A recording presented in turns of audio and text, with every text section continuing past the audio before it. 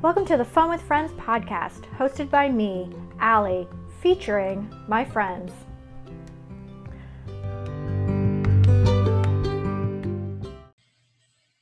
What is up, everyone? Welcome to the Fun with Friends podcast. I'm your host, Allie. I hope everyone is staying safe and staying healthy.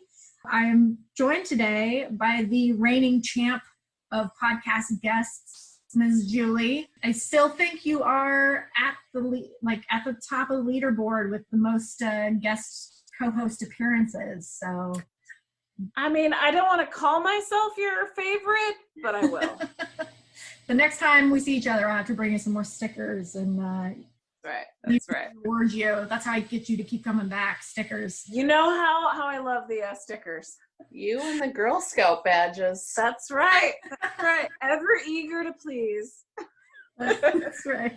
And that other voice you heard is our friend Kate, who is new to the show. So welcome, Kate. Hey, thanks. Thrilled to be here. Long-time listener, first-time participant. Caller. Yep. Yeah. Amazing. So happy to have you here. Thank you both for joining me. Today, we are going to be talking about Stonehenge. Well, first off, before we jump into it, ladies, what are y'all drinking today? Ooh, yeah. Or No, I'm on a beer diet.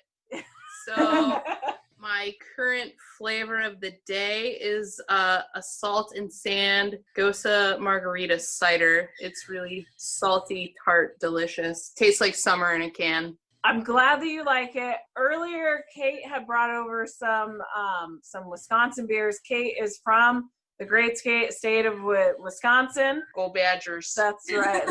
So she brought over the illustrious Spotted Cow, which made me very happy. I had 2 of those. Now, I'm sad to say I'm drinking a concoction that I thought would be amazing, rum and Dr. Pepper, which unfortunately, when paired together in this ratio, kind of tastes like Dimetapp. You gotta fire your bartender. Yeah, so, but I don't have any Coke, so it was either that or ginger ale, so we've just added ice, ladies and gentlemen, and that can only cover so much ground. Yes, so water down a bit. Yeah, word to the wise. Do not try the Bacardi and Dr. Pepper. If you're going to go to Dr. Pepper, go with a very classy rum, but then you've got to ask yourself why you're adding anything to that rum. There you go. So, you know. Just no rum. Well, you never want to go that far. Learn a vicarious lesson, kids. That's right. Yes. Right. Just because your drinks wisely. That's I have right. to say, Kate, yours sounds delicious. I've never tried that. I might have to. Or is it? Julie's making faces as I say that, so I guess to each their own. Here's the can. It looks and sounds like summer, which makes me want to try it. If you like sours, chances are you'll like this beer.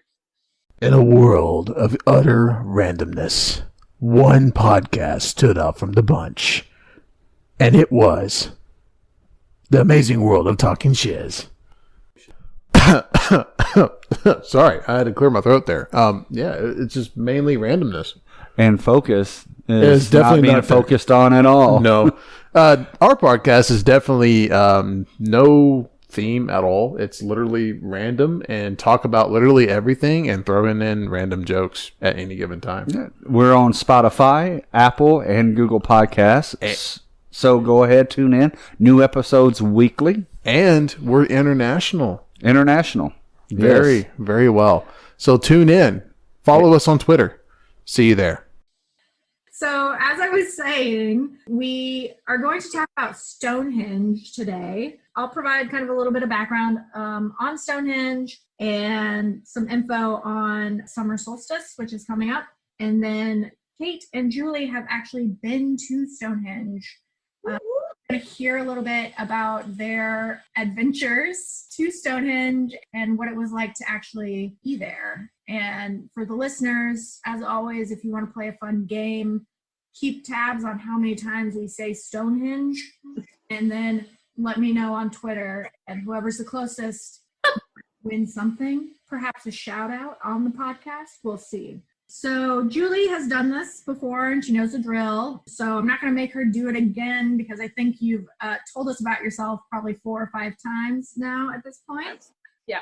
Kate, since this is your first time on the show, please tell us a little bit more about yourself. So who you are, where you're from.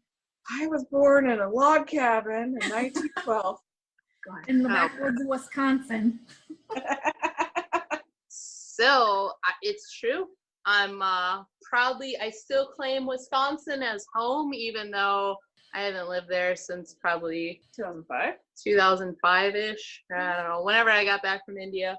But yeah, proud Badger native, born and raised. And then I left Wisconsin for graduate school. I ventured out to South Carolina. I wanted a different region of the country and just, completely different experience living elsewhere and new foods, new cultures, new people. And Julie and I actually met in the summer. We were both graduate students in the summer between first and second year. We had the same internship together in a very rural, remote community in upstate New York in the Adirondacks. I would say like the year-round population is maybe 1,200 people. Yeah.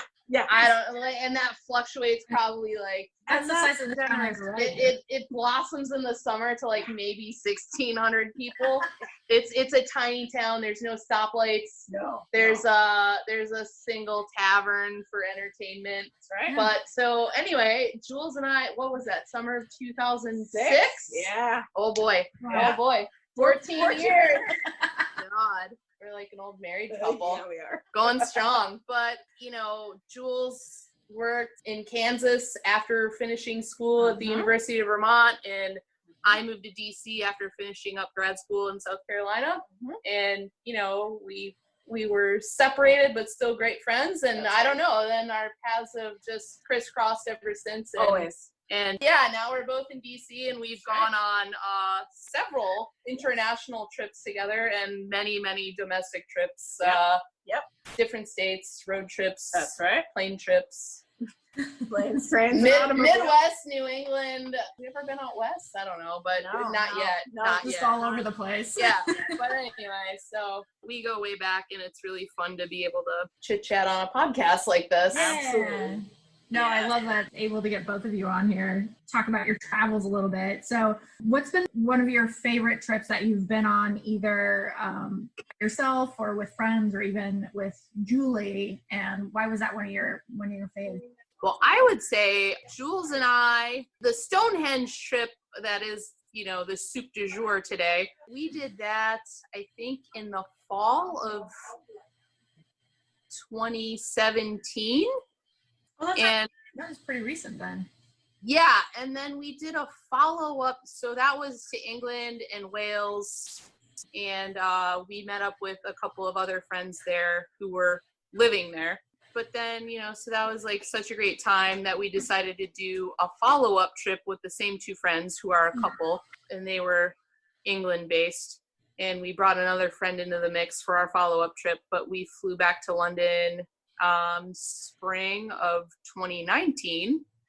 And so we did a slightly different trip where we met up with the couple that was living in England, and it was almost like the epilogue where England was so fun. And so I guess a little background is like the guy of the couple is an officer in the Royal British Navy, and so he got us into the map room where D-Day was planned out, and kind of gave us a very up close and personal tour, and it felt just so intimate and so cool. Jules and I are both big history nerds, and so he suggested as a follow-up trip, since we all had such a great time, he's like, well, why don't you girls come back and we'll take the car ferry across the channel over into France, and then we'll go check out the Normandy D-Day beaches.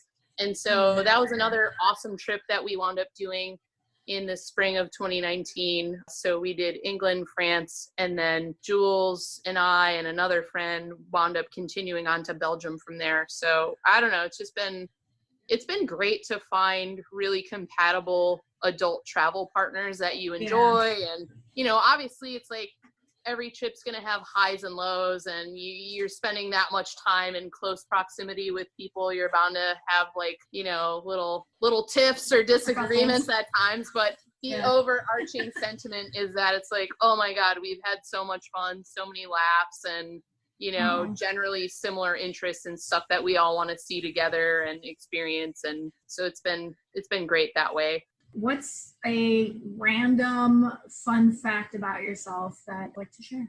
Since this one is so fresh on my brain, I don't know. It's like we don't often share our failures publicly, but I was watching this documentary yesterday afternoon, and not too many people know this about me, and I haven't shared this with too many people, but I'm actually a Teach for America reject. I was not accepted. Well, I was kind of thinking about my life's trajectory and things I've been privileged or lucky enough to be able to have done at this point.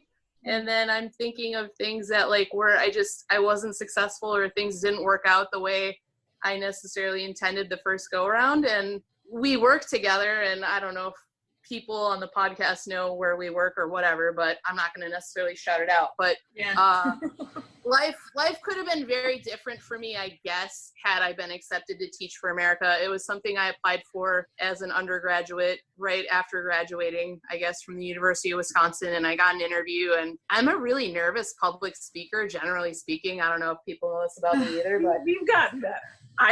Same. I've gotten better, but I totally bombed. So the interview for Teach for America is like in a group format, and you have to teach a 5-minute lesson plan in front of essentially like a group of strangers and get evaluated on, you know, like the topic and the subject matter material and your approach, and just obviously confidence level plays a big thing. And I actually had that interview with an ex of mine. It was really random.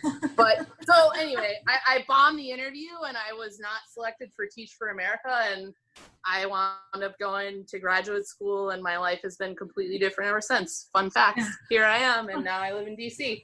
I don't know. It all worked out just fine. But can I tell a different story, a fun fact about Kate? Please do. Yes. Okay, so this is totally random, but like Kate and I have been roommates again on and off since 2006. You know, we lived together in the Adirondacks, in Philly, you know, so many other places. But anyway, I bought a house in 2013, and I was really excited for my parents to come for Christmas. And so they came, but one of the things that my parents require is a coffee pot, which I did not own. And so anyway, so I happened to borrow one from a colleague who lent me her 12-pot coffee pot. And anyway, and so my family came. It was great. We got through Christmas, and then it got to be January, and my colleague was like, "So can I have my coffee pot back?" And I was like, "Sure." And I happened to mention to Kate, just for no other reason, just that we were roommates. I was a little bit sad to give back the coffee pot. Like, I was starting to enjoy morning coffee, and I was. And this was like right when I was starting my side hustle of teaching, and so I would spend all weekend long just sitting drinking coffee, sitting at the dining room table, like coming up with like PowerPoints and lesson plans and everything for my grad students. And so like I give back the coffee pot, and like Kate one day just goes off to Target for just like, you know, just regular things. And she comes back with a 12-pot coffee machine for me. And not only is it a gift for me, but it is in like my favorite color. I still have it today. Every 6 months or so, I like clean it with like vinegar, like the whole machine. Like the thing looks fantastic, like to this day. Like it is like 7 years later. And I refuse to give it away. But yes, I love that little coffee pot, which, you know, again, was just like, it's a Target buy. So I know you didn't spend like thousands of dollars on it, but it's just not from Crate and Barrel. No, it's not. But it is just the emotional tie. Like I refuse to give that coffee pot away because of it. It really ties the kitchen together. It really ties the like it's a sentimental coffee pot. Oh, it really is. Yeah. So Kate is a fantastic friend. Yes. So thanks, buddy. You guys are killing me with your friendship.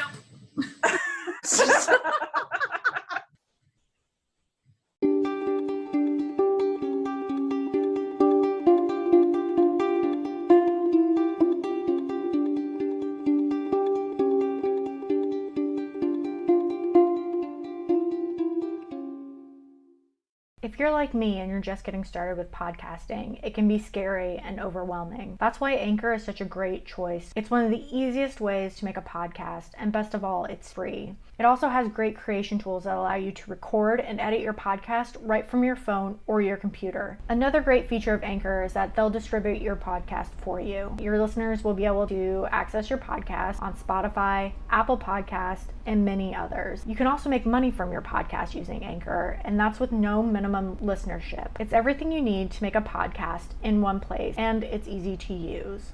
Download the free Anchor app or go to anchor.fm to get started today.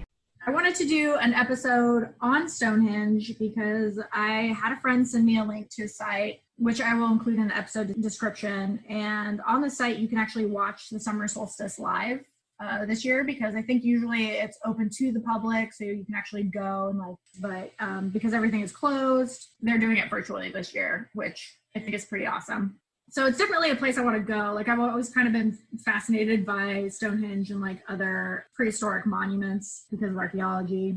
And like I said, they usually do this event in person, open to the public, but given the pandemic, it's now being broadcast virtually this year. So a little information about Stonehenge. I'm just going to run through this quickly for the listeners, but obviously there's a shit ton of information on the internet about Stonehenge. If you are interested in it, you can definitely find some. So these are just some little fun facts and tidbits about Stonehenge. So it is located in Wiltshire, England. Did I say that right, guys? Yeah, sure. Yeah, close enough. Okay, close enough. Someone will correct me, maybe. Wiltshire. Wiltshire. Yeah. No, I'm kidding. I don't know. Someone will tell me, maybe. So Stonehenge was built in several stages. The first one started about 5,000 years ago. And then the actual circle stones were erected in the late Neolithic period, around 2500 BC. And then in the Bronze Age, burial mounds were built nearby. The henge is one part of a feature, or a feature of a much larger landscape of prehistoric monuments. And honestly, it would be a dream to actually be there and get to do archaeology around Stonehenge. Like, I cannot imagine what that was like for the archaeologists that get to work there. Like, that would be the dream. It would be, nerd alert. It would be so freaking cool.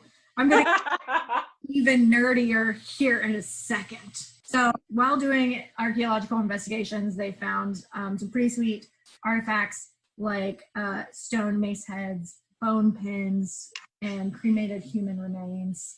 For the listeners, we're doing this through Zoom, and I'm watching as the iPad on the other end is being rotated around Julie's living. Oh my god, I'm so sorry. We were trying to plug it in for power, and like Kate is holding this iPad as if she's from 1995 and she's never seen such a device before. And it's fucking hilarious. When you move from that flip phone to an iPhone, and you're just right? And I'm just like, shake it. Hayden's gonna hate. But Kate is no stranger to an Apple product, which is why I find it hilarious. the iPad I have is a Gen 1. Oh, Anyway, yeah. More fun facts. Yeah, there you go. I just got an iPad, and it's like witchcraft. I don't understand how any of it works, but I'm slowly figuring it out. Oh, thanks. I'm glad I'm not alone. That's right. All right. No, too old for this fancy tech. I love how I'm the oldest person in this conversation and the only one that can easily find the power cord. Oh. Yeah. No. Yeah. It took me a moment to figure out. No comment. No comment, buddy. I'm gonna let that one go. That was a softball. That's right. Anyway. All right. So sorry. Okay. Go on. Yeah, so I guess the last thing I wanted to share about Stonehenge was that one of the things that I've always found personally fascinating about prehistoric structures like Stonehenge or Machu Picchu or even the Moai on Easter Island is how they're aligned to like different celestial bodies, and like throughout the year, but like at specific times there's like really some magical things that happen based on what's moving through the sky and what's happening. And so with Stonehenge, it's aligned with the sun. So stones in the center of the site are actually lined up with the movements of the sun, and the whole layout of Stonehenge is done in relation to the solstices. And there are like specific stones throughout the hinge that have like special meanings, and everything kind of plays a role depending on the sun's position. So it's pretty cool. I was super into archaeoastronomy back in the day. So sounds like it's not back in the day. It sounds like it's still now. I may still be a little bit into it, but it's so fascinating. I love it. I love that type of stuff. So enough about the nerdy stuff. Let's get into your guys' trip to Stonehenge. Mm-hmm. So I didn't realize that it was just like a couple of years ago. I thought it was it's been like what, 3 years, I guess? Yeah, Not even technically. Yeah, technically, yeah. It'll be 3 years this coming fall. But our friends, I think Kate mentioned, Jenny and John. Kate and I are friends with Jenny Adams, who, even though she's married John, she is still Jenny Adams. Anyway, so she had just moved over to England and was dating a guy, a Welshman. And do I need to beep out her last name? No. Well, that's It's gonna be Jenny.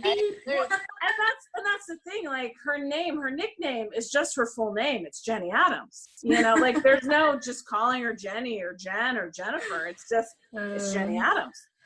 She is just a fantastic sort of creature, and just this rare personality that can just attract everybody. Like I have yet to meet anybody that has met Jenny and was just like, nah, she's kind of weird. Like Jenny is just a beautiful person, just this personality that can attract absolutely everybody. Like it is beautiful. It really is. Anyway, but Jenny is dating John. This is 2017. They met 2014, 2013. I don't even know when.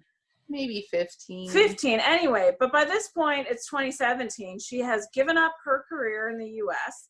and decided to chuck all and move to England for 6 months because that's what the visa allows. Yes, please. Yeah, right? I'm just like, sign me up. I'm just like, is there like a mail away for, the British Royal Navy? Like, I'm in. Anyway, but she has found this great guy, John, and he's from Wales, but working down in Portsmouth. And so she is living down there, and she's just like, I'm a little bit worried about having my very first American Thanksgiving by myself with just, the UK folks. The Welshman. Yeah. And all of his friends and everything else. And so she's just like, ladies, will you come and join me for American Thanksgiving? That was a no-brainer. Right. And we're how could you say no to that? Yeah. Right. And she was honestly a little bit like, Really? Really? Like you would just say yes? And we're just like, fuck yeah, we're in. Yeah. And so tickets were purchased. Like it wasn't just like a drunken, like, of course we'll show up and help you move. Like we like legit fucking showed up. Like we absolutely came, and we had zero expectations. We just wanted a lovely trip with just John and Jenny. They are an amazing couple. They're married now. And so the trip morphed into that. He's just like, well, you can't come to England without me taking you to Wales. We're just like, we're in, because and like Kate at this point has never been to the UK. I've been a couple of times, but I've never had access to a car.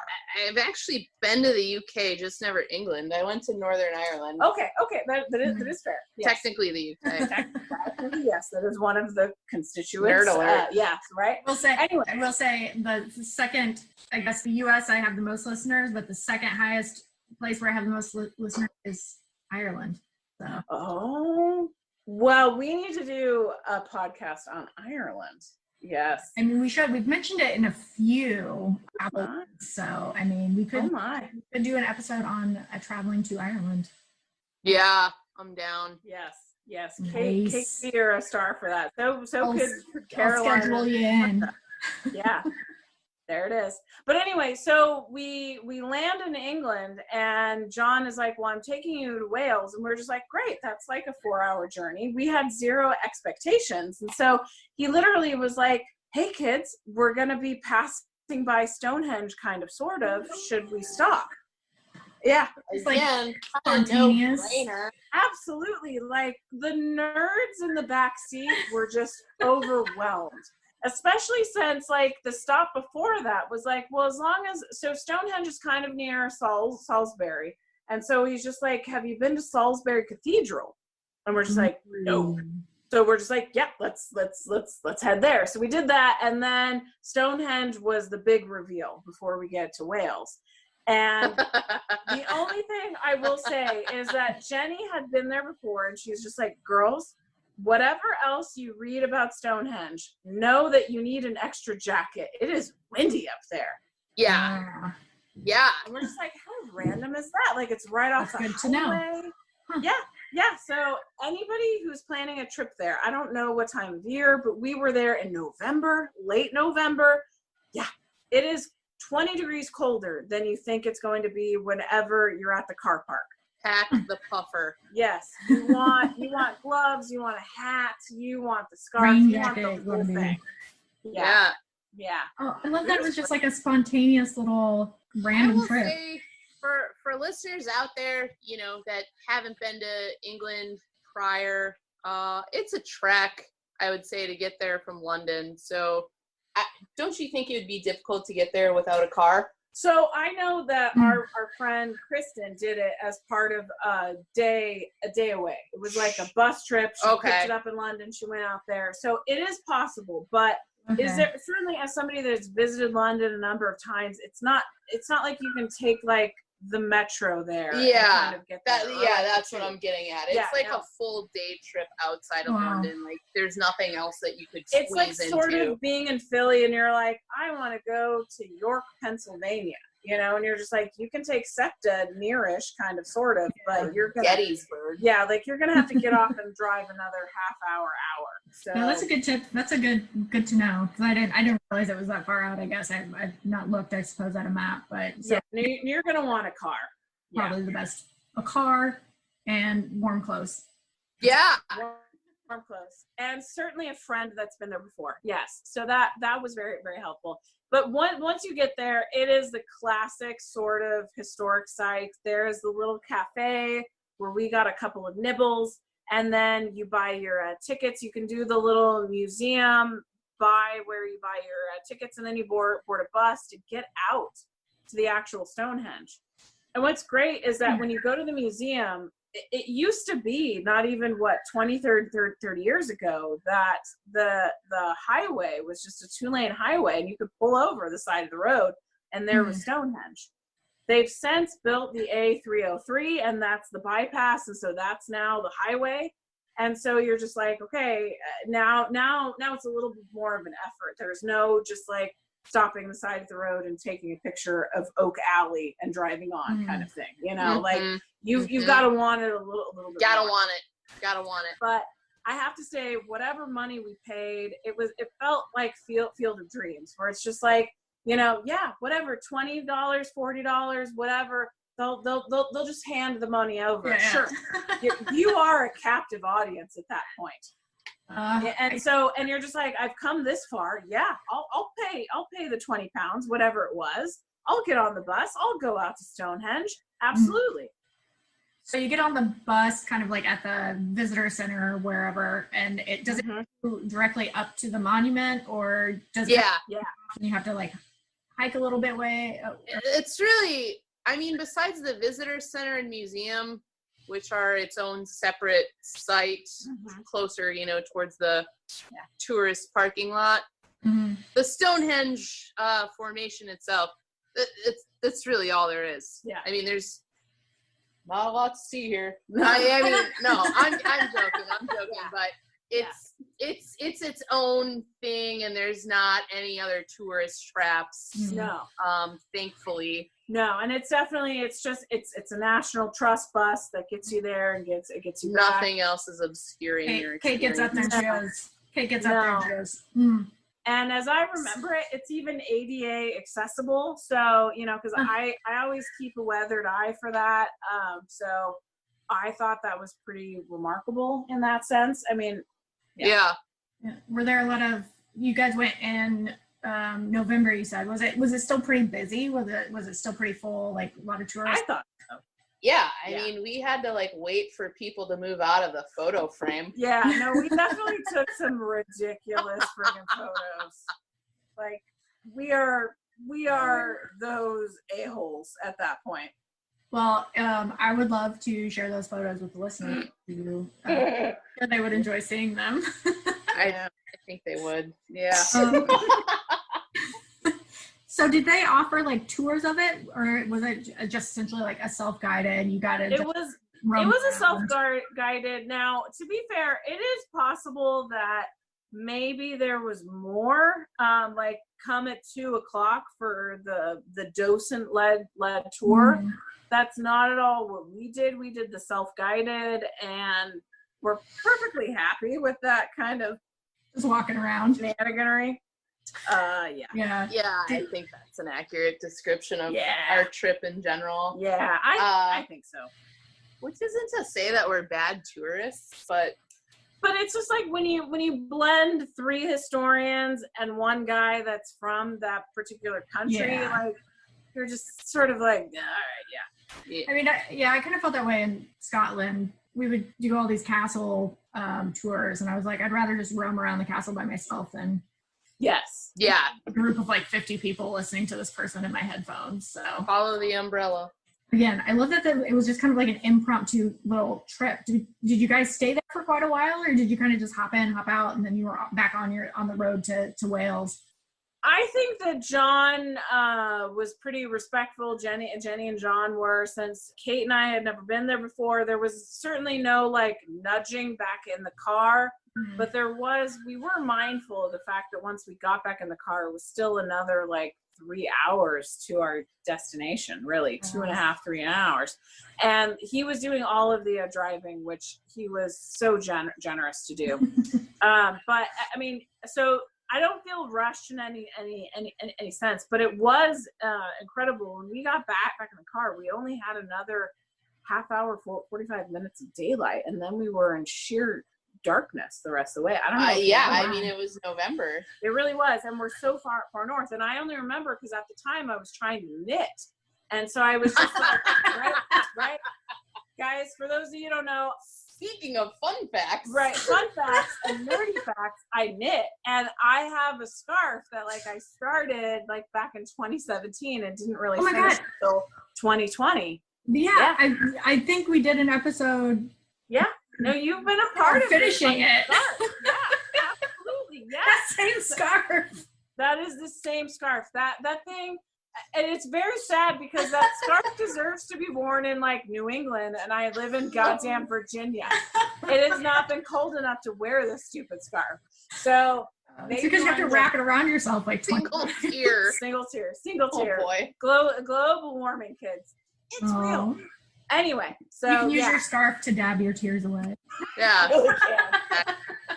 So anyway, so that's how I remember it. But I also do want to tell like a funny story. So we're leaving Stonehenge and we're getting back on in the car, and like John, who is a little bit, he's like a decade older than the rest of us. So he joined the military, the Navy, the Royal Navy, the Navy. Yeah, when he was early on. Anyway, and so like he's got these CDs going back like 20, 30 years that are just fantastic.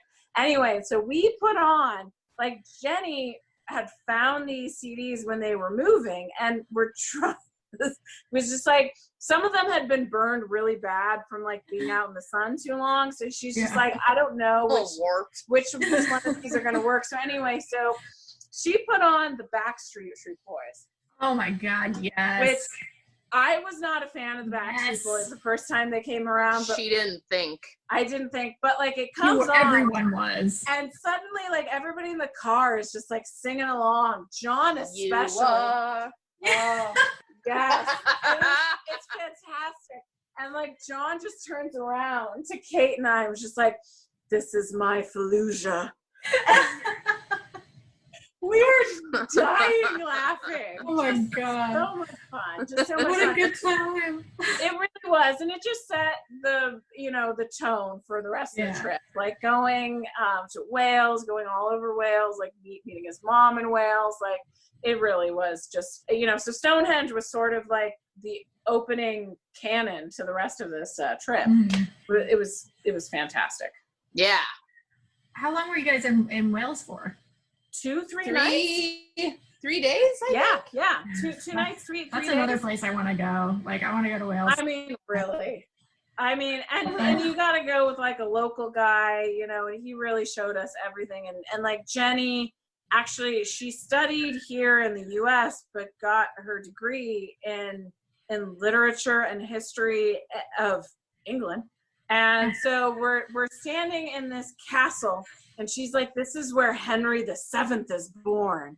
And like she said it as if it was the most important thing ever. And like I just remember she won't let us go until we stare at these mannequins. Like it's kind of drizzling, it's November, the weather's like hit or miss, I just love it. Raining like, off and on throughout the day. The conviction Mom, I'm cold that Jenny has about old-timey English history. She's like, awesome. Henry VII, was pushed out of somebody's vagina. Whoa. Yeah, you must pay attention. I know, and it really is. And there's some lovely card history on like a placard, and there's some mannequins in the corner, and you're just like, I was really excited to wear these boots is all I could think of. Jules had her wellies. I had some wellies. I had some glitter wellies. They were. Of course you did. Of course you did. Of course I did. Anyway, but like honestly, like it was just the most amazing trip. Yeah, really. Wales. If you get the chance, Western Wales, like don't skip it. Like don't just go to Cardiff and call it good. Like you got to go all the way to the edge. Go to the sea. That's right. I mean, it's an island. There's a lot of sea. There's a lot there. But yeah. Westerns. Yeah. I'm taking notes. I'm like, yes. Okay. Western Wales. Got it. To the sea. Yes. And Kate, I've got you down for an Ireland podcast eventually. I've got stories. Oh my gosh. My mom hasn't heard them all. They're good. Love it.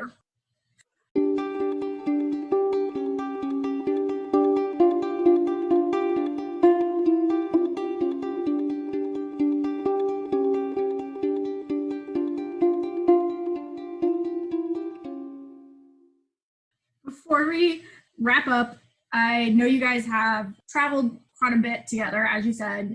It sounds like you've done 2 UK trips, maybe more. What are maybe 2 to 3 tips that you would give groups of friends that are looking to travel together? Like, what's some advice you would give them? I would say keep an open mind. So our second trip together with Jenny and John started out on our first trip. John got us this amazing experience where we got to see the map of D-Day and everything else, where like D-Day was kind of plotted. And we got to go to this little tavern where Winston Churchill and Eisenhower drank apparently a lot. This was a trip with Bubbles. Yes. No. Yeah. So she was on the second trip, but we planned this. We were getting drinks on the first trip. This is maybe like a week after being in Wales. So this is still the same Stonehenge Wales trip. We went back down to Portsmouth after that. And so we were drinking in a pub. We were getting our second, maybe third round. I don't even know. And so John was just like, next year is the 75th anniversary of D-Day.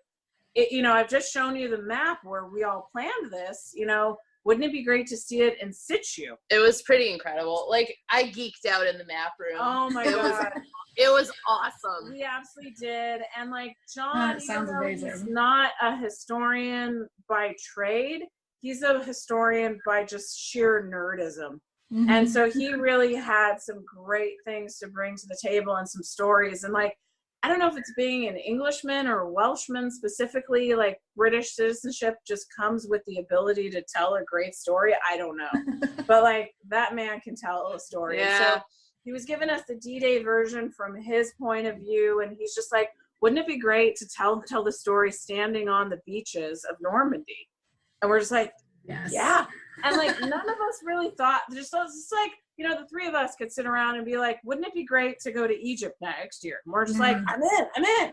But people have to actually buy tickets and do things and make plans. Commit and follow through. Absolutely. And We so did. we absolutely did. But for a while, it was more of just bullshit talk. And so we finally, at the very end of the year, decided, fuck it, let's just go. Let's Pull go the for trigger. it. Let's do it. You know, and so That was kind of the wild card too, because I was deployed. You were deployed, but you, Jenny, and I had some Thai food maybe in August of that year. And, you know, we talked about it, and another trip of mine had fallen through, and so I was just like, okay, let's go for it. Yeah. So be flexible, maybe. Absolutely. And so I think that is really just be open to any sort of travel. When your friends say, hey, have you ever wanted to go to Thailand? You know, if that's where you have interest, say yes, purchase tickets, go. So yeah, building off of what Jules recommended, it's kind of funny that this is my there's like a role reversal here in our recommendations a little bit, because Jules would never accuse me of being a planner, certainly not an over planner. However, I think when you're doing anything in a group, it's kind of good to get like at least a general outline or a skeleton outline of like, depending on how many people are involved, whether it's 2, 3, 4, you know, whatever, schedule a conference call and kind of get a general sense of what the interests are and see how much is in common amongst the group members before the trip, so that you can kind of plan accordingly. And then if individual people have like must-haves that like, you know, are unique to them, or they're the only ones interested in pursuing, you know, a certain activity on a given day, it's like you can kind of build in free days or, you know, solo time into the schedule accordingly, so that, you know, everybody's vacation or everybody's trip goals can sort of be met without necessarily being in like cruise director mode. And, you know, like you're not scheduled down to the quarter hour. Definitely because that's not gonna work out anyway. No, but definitely not. I think getting a game plan and just like that general skeleton outline put in place ahead of time is like helpful for everybody to just be on the same page. Yeah, we know, Julie, I think we've talked about this in a previous episode, but I fell in love with your planning skills through your Excel file where you had the flags for each of the different places and like all of this information, and it was truly like different colors, different fonts, different colors, different ideas. It was amazing. It was amazing, but it was also just sort of like we didn't accomplish half of what was on the list, but it was more just sort of like, if it's a sunny day, these are the things that we could do in the city. If it's a rainy day, we might want to choose a museum. Here's where we might be near, kind of thing. And even so, like that list was chucked out the window pretty early on, and we encountered some things that we weren't expecting. But we also knew if we were ever just sort of sitting around a pub and like, what the fuck do we want to do tomorrow? We could sort of pull up the list and just be like, we've got 3 good options. Yeah, but you know, the Churchill Museum, the Bunker Museum, that was not on the list, but that was really... It's kind of everybody's favorite, ironically. When we ended up there, we're just like, this is amazing. But it wasn't on anybody's list, but it was just sort of like, we're walking past it, you know, like you had, your aunt had heard about it, and my aunt had been on it. And so it was just sort of like, do we want to do it? Okay, sure. All right. You know, and it turned out to be like a really interesting, fascinating thing. The Churchill War Rooms, they're like these underground bunkers that they, you know, kind of constructed during World War II because of all the bombings. Absolutely. The regular bombing, nightly raids. Mm-hmm. So just sweet to see.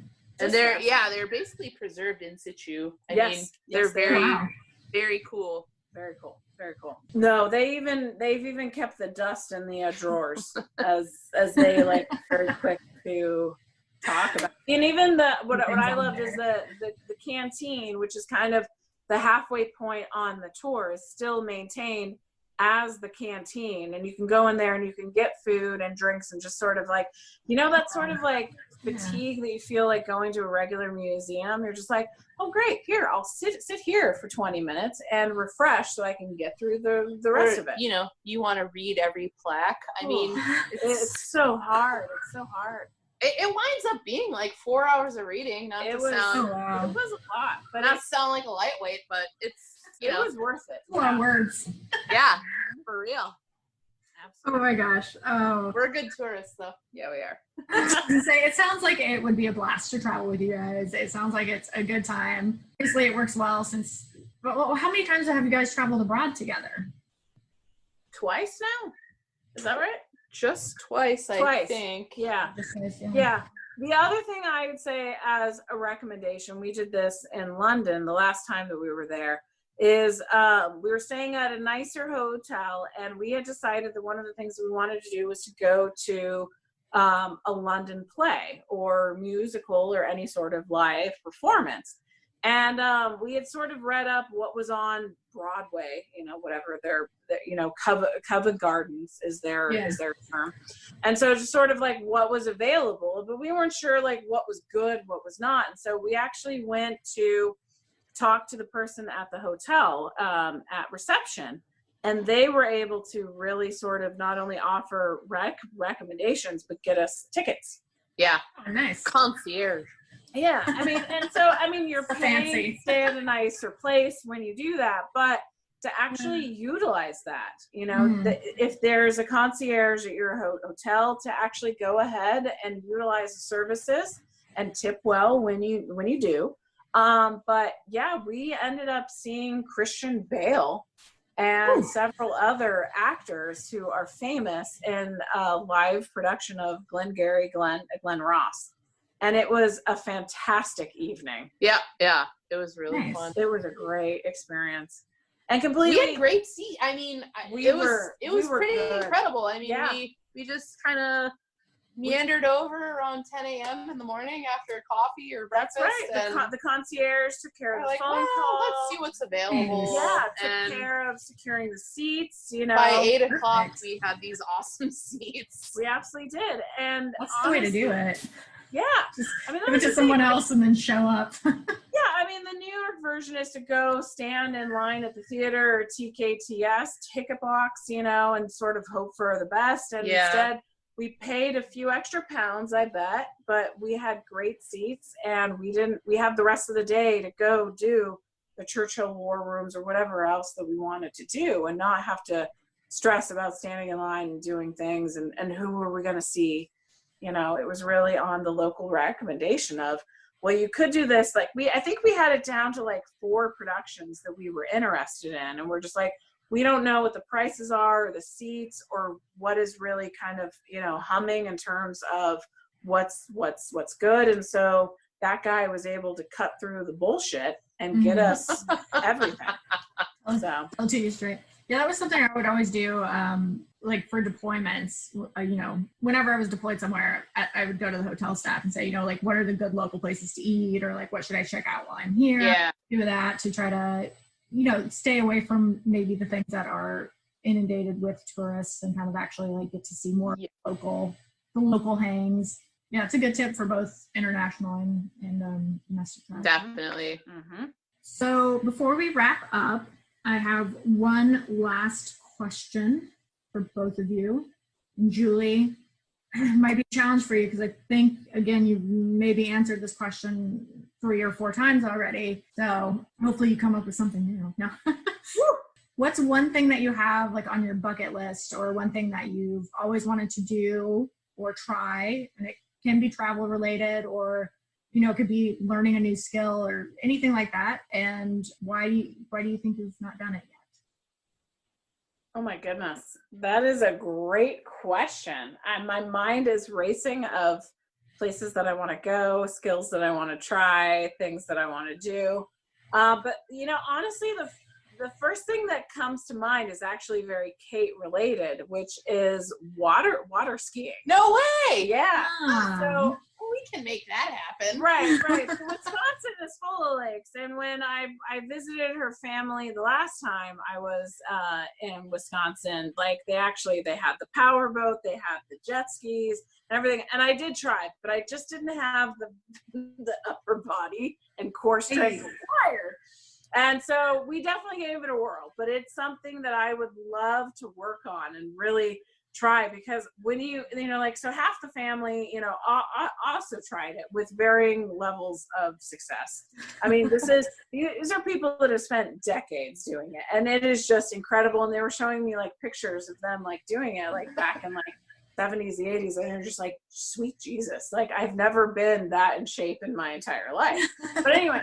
But it was just like a couple of them were able to get up and even do like the very simplest of moves, just sort of like standing there, But then some of them like tried like the single hand, like look, Mom, no hands kind of thing, or just like the one leg kind of deal, like showing off. And it was just it was beautiful to watch, and just sort of just like the amount of skill and core strength and just talent that takes. Like that is something that we just easily kind of write off as just like anybody can do it. Oh, yeah. No, I am here to tell you, not anybody can do it. Oh yeah, like wakeboarding is insane. Like I've tried to do water skiing before when I was very young, because I don't want to say we grew up by a lake. It was like it was like an overflow of a lake. It was just like muddy water out in the middle of nowhere. But we would do water sports on it, and so I would try to water ski occasionally, and I was not good at it. But I am a fan of getting flung around on a tube behind a boat. All right, I can do that, and I do it well. Definitely. Which I think your sister and your cousin did. I think that was brought out later, and I'm just like, wait, was that an option? Because that was way easier. We might have just identified a future Fun with Friends podcast. Right. Yes. It's all fun and games until someone does like a freaking barrel roll across the water, and then you gotta for a while. Yeah. Oh my gosh. I have a younger cousin who she's been a pretty good athlete her whole life, and decided to just join the club water ski team at her college. And so it's a smaller like state school, and they, for most sports, compete at the Division III level, but they've gone to nationals every single year. And my cousin decided to she's always been a good water skier, and took up slalom skiing. And then she decided to take up ski jumping while she was in college. Just, oh my God. Like, who decides to start ski jumping just randomly out of the blue? I don't know. People do it, I guess. Yeah. But so my uncle bought like a ski jump platform to anchor down into the lake. That's great. Near their place that they have. And so my cousin, like, that's what she practices now in the summers, just like going off ski jumps. I'm just like, oh my God, why not? I feel so old, because I'm like, I know, that scares the crap out of me. I'm like, yeah. soft landing. I don't know. My knees. Yeah. I was gonna say, my knees would not. Yeah. They would like be obliterated on impact. Go. Yeah. Okay, so over to you, Kate. What's something you've always wanted to try or do or learn that you haven't yet? I've mostly been like an athlete, I would say, most of my life. And as I continue to advance in age and my body deteriorates from various sports that I still try to play, like old hack, I really wish I took up playing an instrument when I was younger, because you can really age gracefully into the guitar or the piano, well into your 60s, I'm told. That's right. Paul McCartney's still going strong. That's right. Those Rolling Stones just won't die. No, but so I don't know. One of these years, I'll get busy with YouTube and just hopefully. So what would it be? Would it be the guitar? Would it be the drums? Piano? Well, a guitar is a little more affordable and a little more mobile than buying a piano, but I don't know. Like guitar, piano, I would be interested in just trying to like pursue either or. It's just like, it's so therapeutic, and I don't know, like music's just such a part of my life on a daily basis. It's true. And to be able to just rock out and play on your own, that'd be incredible. I don't know what I've been waiting for. I mean, we're in COVID. You just gotta do it. Right. Yeah, I know. I have those excuses. Yeah, I mean, you can get those like I think they're fairly affordable, but like learner guitar kits that you can get on like, you know, just online that literally have everything you need to. I got one of those one time because I was like, yeah, I'm gonna learn how to play. What was your guitar journey? It didn't go well. It didn't really even start. I just had this guitar that I took with me every time I moved because I was like, one day I'm going to teach myself how to play the guitar. And it never happened. But I played piano for like 15 or so years. Like I used to do like competition piano. Oh, wow. Back in the day, like high school. So I miss playing the piano quite a bit. Like I think about the piano a lot because I did really enjoy playing it and I miss playing it, but it's kind of the same thing. Like if you want to like an actual piano, one, you gotta have a place to play. Yeah. You have to have the money to buy it. And the space to put one in your place. Yeah. But you can get like the little keyboards, I guess. So I've thought about getting keyboards, but it just hasn't been something I've done yet. But it is on my I will either have a piano or a keyboard. It's another future Friends with Fun with Friends podcast. That's right. Topic. Learning to play. Yeah, exactly. At one point, I had my guitar that I didn't know how to play, and my roommate, he got a banjo because he wanted to learn how to play the banjo, and so we'd sit there together and just be like, and it was terrible. But I think he actually taught himself he was much more like dedicated than I was. Yeah.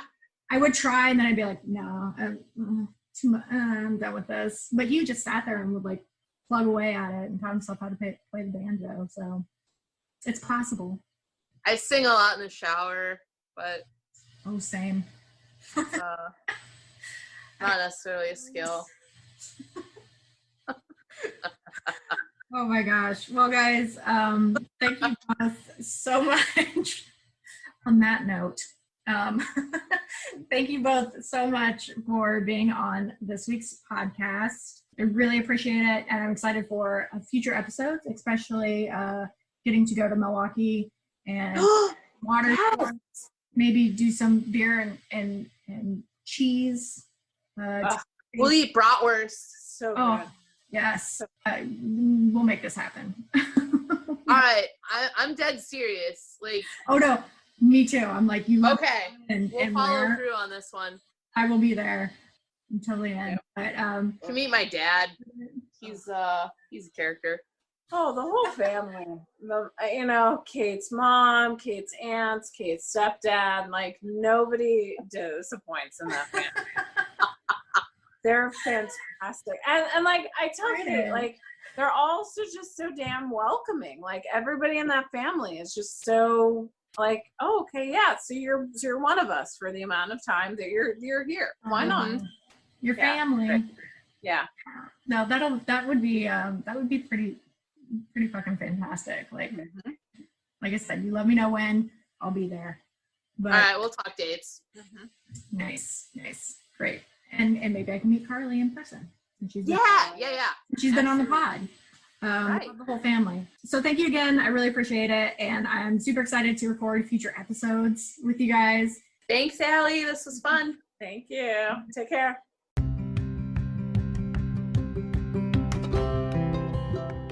There you have it. Thanks, as always, for listening to this week's episode. Be sure to tune in for the next one. And if you are looking for some entertainment or you're bored, I highly recommend going back and listening to some of our previous episodes. You can follow the Fun with Friends podcast on Instagram at Fun with Friends Podcast. You can follow us on Twitter at FunFriendsPod1. We are also on Facebook. You can listen to the podcast on Anchor FM, Spotify, Apple Podcasts, and Google Podcasts. As always, please like, rate, and review, and be sure to tell your friends about the podcast and get the word out there about it. And as always, my friends, go out there, try something new, and have some fucking fun. Bye!